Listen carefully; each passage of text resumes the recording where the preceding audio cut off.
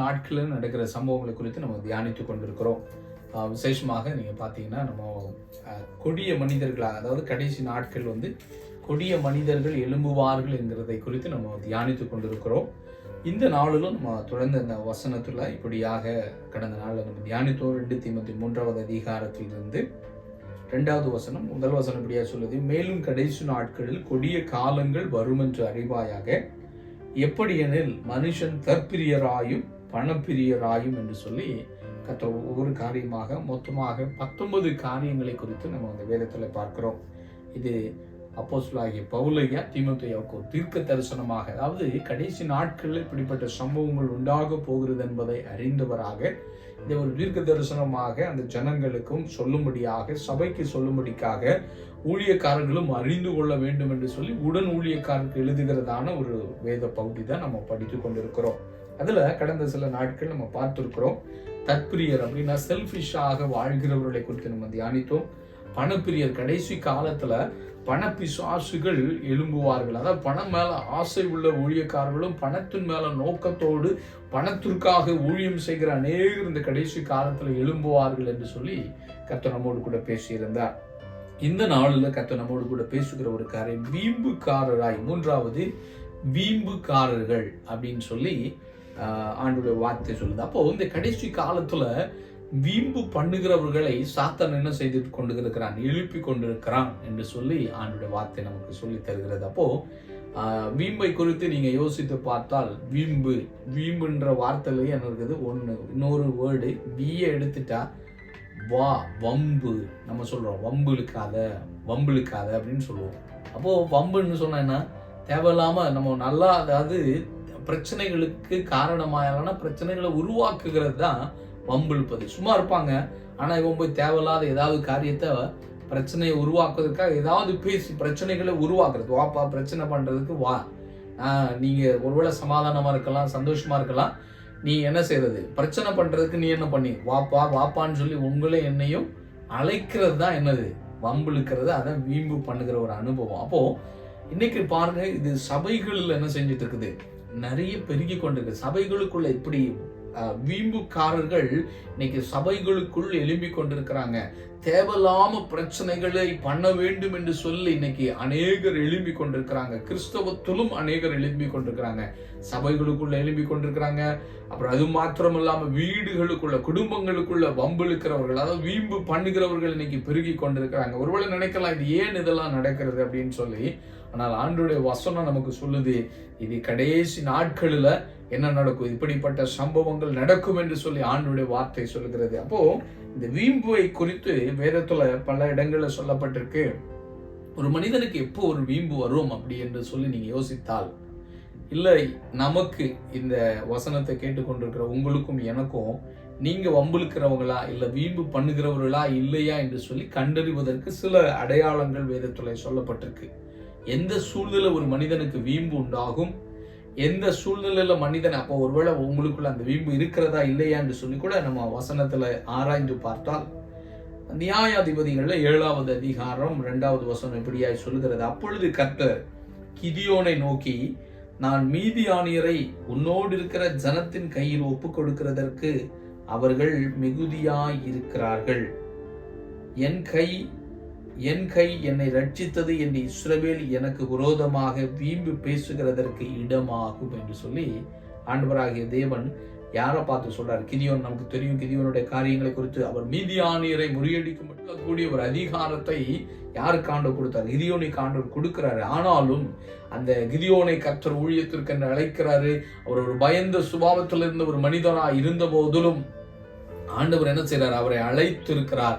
ஆண்டவருடைய ஊழியத்துக்காக அவரை அழைத்து அந்த காரியங்கள் எல்லாம் ஆண்டவர் பேசிக் கொண்டிருக்கும் போதுதான் இப்படியாய் சொல்கிறார், நான் மீதியானியரை உன்னோடு இருக்கிற ஜனத்தின் கையில் ஒப்பு கொடுக்கிறதற்கு அவர்கள் மிகுதியா இருக்கிறாங்க. ரைட், அவங்க மிகுதியா இருக்கிறாங்க. அதே மாதிரி இவர்களுக்குள்ளும், இந்த இஸ்ரவேல் ஜனங்களுக்குள்ளும் என்ன செய்யறாங்க, ஒரு பெரிய கும்பல், கணக்கான ஜனங்கள் அவரோடு கூட இருக்கிறாங்க. யாரை எதிர்ப்பதற்கு? மீதியானியரை எதிர்க்க முடியும். ஏன்னு சொன்னா இவங்களுக்கும் என்ன இருக்கு, பட்டயம் இருக்கிறது, இவங்களுக்கும் என்ன இருக்கிறது, எல்லா என்ன இருக்குது, அட்டாக் பண்ணக்கூடிய எல்லா காரியங்களும், கருவிகள் இவர்கள் கையில இருக்கிறது. இவங்களால போய் அவங்களை அட்டாக் பண்ண முடியும். இப்போ எல்லாம் முடிச்ச பிறகு என்ன சொல்லுவாங்க, பாருங்க எங்களுடைய பலத்தை பாருங்க, எங்களுடைய படையை பாருங்க, எங்களுடைய பலசாலையை பார்த்து பாருங்க. எதனாலன்னா நாங்கள் அந்த ஜனங்கள் அந்த மீதியானியரை முறியடித்தது நாங்கள் தான் காரணம். எங்களுடைய பலன், எங்களுடைய பணபலம், எங்களுடைய படைபலம் என்று சொல்லி தங்களை அவர்கள் உயர்த்தி வீம்பு பண்ணுவார்கள் என்று சொல்லி கர்த்தர் என்ன செய்தாரு?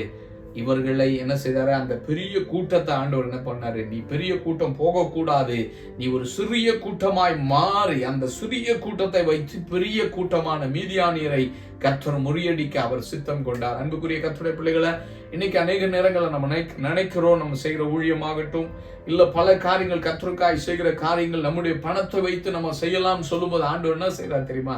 அந்த பணத்தை டோட்டலாவே நில் பண்ணிடுறாரு. பணம் இல்லாம, அதாவது ஒருவேளை உங்களுக்கு பொருட்கள் இருக்கலாம், இல்ல ஆளு பலம் இருக்கலாம். ஆளு பலத்தை வைத்து இன்னைக்கு அநேகர் ஊழியம் பண்ணி கொண்டு இருக்கலாம்.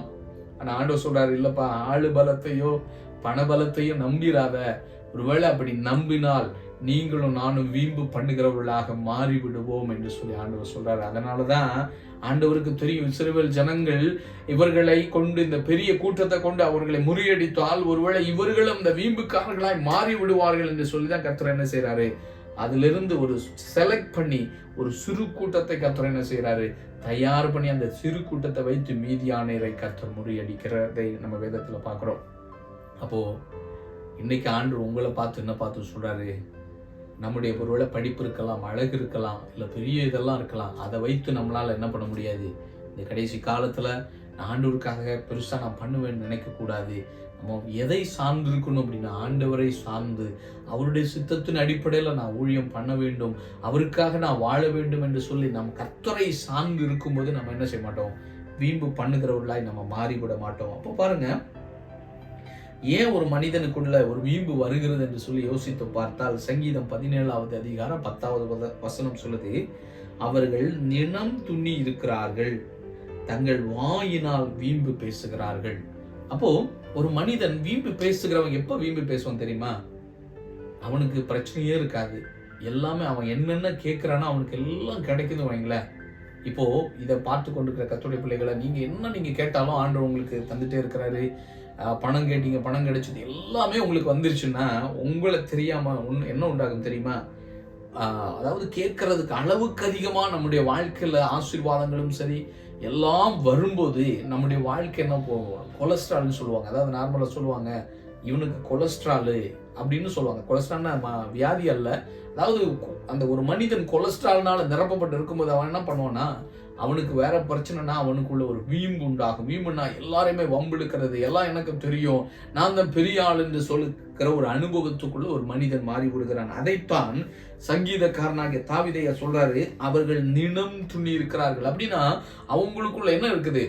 ஒரு கொலஸ்ட்ரால் அதிகமா இருக்குது, அவர்களுடைய இருதயம் எடுப்பா இருக்கிறது. அப்போ அவங்க ஆண்டவரை மறக்கிறவர்களா இருந்தவர்கள் என்ன செய்யறார்களா? அவர்கள் தங்கள் வாயினால வீம்பு பேசிக்கொண்டே இருக்கிறாங்க. இது இன்னைக்கு இந்த கடைசி காலங்களில் சபைகளுக்குள்ள பெருகி கொண்டிருக்கிறது. ஈவன் நம்ம ஊழியத்துல பாக்குறோம், நிறைய பேர் என்ன செய்யறாங்க, இன்னைக்கு ஊழியத்துல கர்த்தருக்காக எழும்பி வருகிறார்கள். ஆனால் எழும்பி வந்து கொஞ்ச நாளில் அவர்களை கர்த்தர் என்ன செய்யறார்? ஊழியத்துல உயர்த்தும் போது அல்லனா அவங்களை எதிர்பார்க்காத ஆசீர்வாதங்கள், உலக பிரகாரமான ஆசீர்வாதங்களோ ஆவிக்குரிய ஆசீர்வாதங்களோ வரங்களோ அதிகமாய் செயல்படும் போது அவங்க என்ன செய்யறாங்க? அவர்கள் வீம்பு பேசுகிறவர்களாய் மாறி ஆண்டோடைய சித்தத்தை விட்டு விலகுகிறார்கள். ஏனென்று சொன்னால் ஆண்டோடைய அந்த கடைசி காலங்களில் இப்படிப்பட்ட வீம்புக்காரர்கள் பெருகுவார்கள் என்று சொல்லி ஆண்டவர் சொல்றாரு. இதை கேட்டுக்கொண்டு இருக்கிற கர்த்தருடைய பிள்ளைகளை, உங்க வாழ்க்கையில, என் வாழ்க்கையில நம்ம எப்படி இருக்கிறோம்? நம்ம வீம்பு பண்ணுகிறவர்களா இருக்கிறோமா? நம்ம மற்றவங்களை வம்பிழுக்கிறவர்களா இருக்கிறோமா? இல்லைங்க, நம்ம இருக்கக்கூடாது என்று சொல்லி கர்த்தர் எதிர்பார்க்கிறார் உங்களிடத்திலும் என்னிடத்திலும். பாருங்க, தொடர்ந்து ஆண்டோடைய வசனம் எப்படியாய் சொல்லுகிறது அந்த வீம்பை குறித்து. இன்னும் அந்த வீம்பை குறித்து நீங்க இங்கிலீஷ்ல பாத்தீங்கன்னா போஸ்டிங் என்று சொல்லப்பட்டிருக்கு. போஸ்டிங் என்று சொன்னால் தன்னைத்தானே உயர்த்துகிற ஒரு அனுபவம். அதாவது இந்த வீம்பு எப்போ ஒரு மனிதனுக்கு வரும் அப்படின்னா, அதாவது பெருமைக்கு முன்னாடி உள்ளதான் வீம்பு. முதலாவது இவன் என்ன பண்ணுவான்? பெருமை உனக்குள்ள அடுத்த கட்டம் தான் பெருமை. அதுக்கு முன்னாடி தான் போஸ்டிங். எப்பவுமே தன்னை குறித்து பேசிக்கொண்டே இருப்பான், தான் செய்ததை மட்டும் உயர்த்தி கொண்டே இருப்பான். இதுதான் என்ன சொல்றது? வீம்பு பேசுறது. அதாவது போஸ்டிங். என்னை குறித்தே எல்லாரும் மேன்மை பாராட்டணும், எல்லாரும் என் பேரை சொல்லணும் அப்படின்ற ஒரு அனுபவம் தான் ஒரு மனிதனுக்கு முதலாவது உண்டாகும். அப்போ இப்படிப்பட்ட எண்ணங்கள் ஒரு மனிதனுக்குள்ள இருந்தால் அவன் என்ன செய்வான்? போஸ்ட் பண்ணிட்டே இருந்தா ஒரு நாள் ஆண்டவரை விட்டு அவன் விலகி போவான். அப்போ இதை கேட்டுக்கொண்டிருக்கிற கர்த்தருடைய பிள்ளைகளை, ஒருவேளை நீங்களும் நானும் செய்கிற ஊழியங்களை பார்க்கும்போது என்ன செய்ய மாட்டாங்க, மற்றவங்க மதிக்கணும்னு அவசியம் இல்லை. ஒருவேளை நீங்களும் நானும் செய்கிற ஊழியங்கள் வெளியே தெரியாமல் ஊழியங்கள் செஞ்சு கொண்டிருக்கலாம். ஒருவேளை அதை மற்றவர்கள் என்ன செய்யணும்னு அவசியம் இல்லை. அவங்க உங்களை ஹைலைட் பண்ணி பேசணும், இவன் பண்ணதையெல்லாம் உயர்த்தி பேசணும் அவசியம் இல்லை. ஒருவேளை அப்படிப்பட்டதான எண்ணத்திலும் நம்ம என்ன செஞ்சிடக்கூடாது, நம்ம எதிர்பார்க்க கூடாது. அப்போ இன்னைக்கு வீம்பு ஒரு மனுஷனுக்குள்ள, இல்லைன்னா போஸ்டிங் ஒரு மனிதனுடைய கேரக்டருக்குள்ள இருந்துச்சுன்னா, அவன் எப்பவுமே என்ன எதிர்பார்த்து கொண்டிருப்பான்னா, எல்லாரும் என்ன செய்யணும், ஹைலைட் பண்ணி பேசணும், எல்லாரும் என்னை அதிகமாய் பேச வேண்டும் என்று சொல்லி விரும்புவார்கள். பாருங்க, இப்படியாக ஒரு வசனம் சொல்லுகிறது. யாக்கோபு 4வது அதிகாரத்துல 16வது வசனம். இப்பொழுது உங்கள் வீம்புகளில் மேன்மை பாராட்டுகிறீர்கள், இப்படிப்பட்ட மேன்மை பாராட்டல் யாவும் பொல்லாங்கா இருக்கிறது என்று சொல்லி ஆண்டோட வார்த்தை சொல்லுது. அப்போ நீங்களும் நானும் என்ன செஞ்சிடக்கூடாது, வீம்பு பண்ண, அதாவது வீம்பை குறித்து நம்ம மேன்மை பாராட்டக்கூடாது. அதை தொடர்ந்து அதுக்கு முன்னாடி வசனம் எப்படி சொல்லுது, ஒரு வீம்பு பாராட்டுகிறவனுடைய குணாதிசயம் அல்லனா அவனுடைய ஆட்டிடியூட் எப்படி இருக்குமா, யாக்கோபு 4வது அதிகாரத்துல 13வது வசனம். மேலும் நாங்கள் இன்றைக்கு அல்லது நாளைக்கு இன்ன பட்டணத்திற்கு போய் அங்கே ஒரு வருஷம் தங்கி வியாபாரம் செய்து சம்பாத்தியம் பண்ணுவோம் என்கிறவர்களை கேளுங்கள். நாளைக்கு நடப்பது உங்களுக்கு தெரியாதே. உங்கள் ஜீவன் எப்படிப்பட்டது, கொஞ்ச காலம் தோண்டி பின்பு தோன்றாமற் போகிற புகையை போல் இருக்கும். ஆதலால் ஆண்டவருக்கு சித்தமானால் நாங்களும் உயிரோடு இருந்தால் இன்னதை செய்வோம் என்று சொல்ல வேண்டும். ஆமென், பிரைஸ் தி லார்ட். பாருங்க அன்புக்குரிய கர்த்தருடைய பிள்ளைகளை, இந்த போஸ்டிங்ல ஒரு மனிதன் போகாமல் இருக்க வேண்டுமானால் அந்த மனிதன் என்ன செய்ய வேண்டும், என்ன செய்யணும்னா எப்பவுமே தேவனுடைய சித்தத்துக்கு உட்பட்டு நம்ம பேசணும். இப்போ இந்த 2024வது வருஷம் நம்ம இருக்கிறோம். நெக்ஸ்ட் இயர் நீங்க ஊருக்கு போறீங்கன்னு வைங்களேன், நீங்க எப்படி பேசுவீங்க, ஆண்டவருக்கு சித்தமானா 2025ல நான் ஊருக்கு போகும்போது, ஆண்டவருக்கு சித்தமானா நான் ஊருக்கு போனால் அப்படின்னு சொல்லி எல்லாவற்றிலும் என்ன செய்யணும், ஆண்டவருடைய சித்தத்தை நம்ம என்ன செய்யணும், சொல்லணுமா வேண்டாமா? ஆமென். அப்போ ஏசப்பாவோட சித்தத்தை நம்ம ஹைலைட் பண்ண நமக்குள்ள என்ன உண்டாயிரும், ஒரு போஸ்டிங் குறைந்து கொண்டே போகும், நமக்குள்ள ஒரு வீம்பு குறைந்து கொண்டே போகும். அதனாலதான் இங்க சொல்றாரு, நான் நாளைக்கு போய் நான் என்ன பண்ணுவேன், இப்போ நான் இன்னைக்கு ஊருக்கு போறேன்னு வச்சுங்களேன், நான் நாளைக்கு போயிட்டு என்ன பண்ணுவேன், இதை பண்ணி அதை பண்ணின்னு சொல்லவே கூடாது. இதெல்லாம் எந்த கேட்டகரியில வரும் தெரியுமா, நான் அதை பண்ணிடுவேன் இதை பண்ணிடுவேன், இதெல்லாம் நம்ம என்ன செஞ்சிடக்கூடாது, பேசக்கூடாது. நம்ம என்ன சொல்லணும், கர்த்தருக்கு சித்தமானா நாளைக்கு நான் ஊருக்கு போன பிறகு இந்த காரியங்களை நான் செய்வேன்னு சொல்லி எல்லாமே எதை வச்சு சொல்லணும், ஆண்டோடைய சித்தத்தை வச்சு நம்ம என்ன செய்யணும், சொல்லணும். ஆண்டோட சித்தத்தை வச்சு சொல்லும் போது ஆண்டவர் அதுல மகிமைப்படுவார். அந்த மனிதனை என்ன செய்யாது தெரியுமா, அந்த மனிதனை வீம்பு தொடாது. அன்புக்குரிய கர்த்தருடைய பிள்ளைகளை, இதுல நீங்க ஆன்லைன்ல பாக்குறவங்களாகட்டும், இந்த யூடியூப்ல பாக்குறவர்களாகட்டும், கர்த்தர் உங்களோடு பேசுகிறார். என்ன பேசுறாருன்னா, வீம்பு பண்ணுகிறவர்களா வேண்டாம். ஏன்னா இன்னைக்கு நிறைய சபைகள், நிறைய ஆண்டோடைய பிள்ளைங்க கிறிஸ்தவர்கள்ங்கிற பேர்ல இருக்கிற அநேகர் என்ன செஞ்சுட்டு இருக்கிறாங்க, இன்னைக்கு வீம்பு பண்ணி ஆண்டவரை விட்டு விலகி கொண்டிருக்கிறாங்க. அதுதான் ஆண்டவர் சொல்றாரு, யாக்கோபு 4 நம்ம படிச்சோம், நம்ம வீம்பை குறித்து நம்ம என்ன செஞ்சுக்கிறோம் கூடாது, நம்ம போஸ்டிங் பண்ணக்கூடாது. நம்ம ஆண்டவரை குறித்து தான் போஸ்டிங் பண்ணணும். எதை குறித்து மேன்மை பாராட்டணும், ஆண்டவராகிய இயேசுவை குறித்து, ஆண்டவரை குறித்து நாம் ஹைலைட் பண்ண ஆண்டவர் அதுல மகிமைப்படுவார். இந்த கடைசி காலத்துல பிசாசு வீம்புக்காரர்களை எழுப்பி கொண்டிருக்கிற இந்த காலத்துல நீங்களும் நானும் வீம்புக்காரர்களாக அல்ல, கிறிஸ்துவை சார்ந்து கிறிஸ்துவின் சித்தம் செய்து அவருடைய ராஜ்யத்துக்காக நாம் ஏங்குகிறவர்களாக, அவருடைய வருகைக்காக நாம் ஏங்குகிறவர்களாக மாறுவோம். காரணம், இது கடைசி காலமா இருக்கிறது. கடைசி காலத்துல கொடிய காலம் உலகம் எங்கும் வந்து கொண்டிருக்கிறது. காரணம், மனிதன் கொடிய மனிதனாய் மாறிக்கொண்டிருக்கிறான். ஆண்டவர் படைக்கும் போது ஒரு மனிதன் வீம்பு படைத்தவனாய் அல்ல, ஒரு வீம்புக்குரியவனாய் வரல. ஆனால் சாத்தான் ஒரு மனிதனுக்குள்ள வரும்போதுதான் அவன் வீம்புக்காரனாய் மாறிக்கொண்டிருக்கிறான். ஆனால் கர்த்தராகிய இயேசுவை நீங்களும் நானும் ஏற்றுக்கொண்டு அவருடைய பிள்ளையாய் மாற்றப்பட்டிருக்கிற நீங்களும் நானும் இயேசுவை போல அவருடைய குணாதிசயத்தை தரித்து கொண்டு அவருடைய வருகைக்காக நாம் ஆயத்தப்படுவோம். கர்த்தருக்கே மகிமை உண்டாவதாக. ஆமென்.